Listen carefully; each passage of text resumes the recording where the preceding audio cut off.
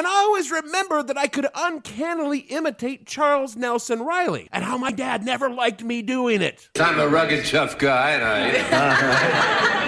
I adored talking like Charles and, of course, Paul Lynde, because they had such a distinctive way of speaking that was so lilting. And at the time, I had no idea this was because they were both, very gay. Uber gay. Because back then, I didn't know what being gay was. And somehow, I managed to build that into a recollection that whenever I did this, imitate Charles or Paul, my dad would become extremely uncomfortable and order me to never do it. Yet, when I brought this up to my dad, his first response is, "Who's Charles Nelson Reilly?" And once I told him, he told me that as far as he could remember, not only did I not imitate Charles Nelson Reilly, but my southern accent was so thick when I was a kid that even my Bugs Bunny came out sounding like something more like that baby vulture who was bringing home that baby bumblebee.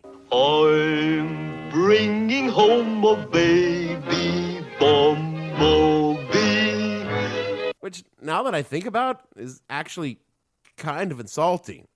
And all of this leads me to wonder if I even watched the match game at all, because the best parts of it only seem to be in my imagination. The match game, however, was a very real show, and its reruns were enjoyed quite the renaissance back in the early 2000s on the Game Show Network, as well as today on YouTube.